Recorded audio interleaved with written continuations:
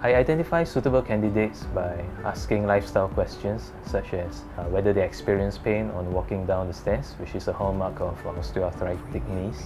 I also ask them about the swelling and stiffness that they experience and how it affects their lifestyle. And I would question them about the use of painkillers and whether it is effective and whether they have experienced any side effects with the painkillers. Generally, the profile of a person who will benefit from viscosupplementations are a relatively young, middle-aged adult, maybe in the 50s or 60s, who have a generally good alignment of a knee, who have still some cartilage left in their knee joint. I'll also do a physical examination to assess the severity of the osteoarthritis. Then from the physical examination, I'll grade whether it is a mild, moderate or severe case. I manage a fair bit of professional footballers. Some of them come yearly for their top-up, just like your car engine, you know. Top it up, go and play for 1 year, earn their money and come back. And then for second year of their injection, and that kept them going for a while.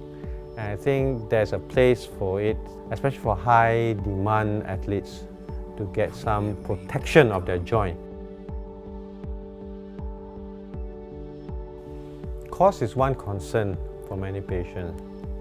The cost of monovis compared to other forms of treatment, for example surgery, definitely monovis is a much less complicated, less traumatic and less expensive treatment choice for the patient. Generally, patients actually take it quite well, and because to pay a couple of hundreds to be able to move around well, I think it's I would say a price they would be quite willing to pay. Another common question that patients ask is about the effectiveness of herbal supplements and glucosamine. I would explain to them that they are at best sold for their pain relief properties, and there is no clinical evidence to suggest that they actually grow cartilage. As far as the risk is concerned, the main risks are infection, a bit of inflammation of the joint due to reaction, a bit of stiffness and pain at the injection site or around the knee joint. And what I explained to them is that these risks are very low and that they can be easily corrected if it does happen. And the reassurance to them is that we do it in a very clean environment and do it very carefully, and this patient do accept it. And one more common question from patients is, how long will it last? I will let them know that officially it's 6 months, although I have patients whose knees are alright after the injection for 1 year and beyond. I think the other concern that they are worried about is the pain. The greatest fear of them is pain.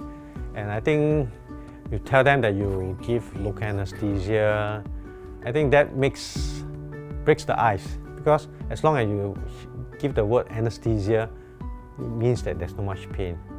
Okay? So the most painful part, I tell them, the most painful part of the injection is not the monovis injection. The most painful part is the local anesthesia injection, because after injecting the local anesthesia, there won't be any pain. And this can be verified by the fact that many of them do come back for repeated injections. They are not afraid of the needle anymore.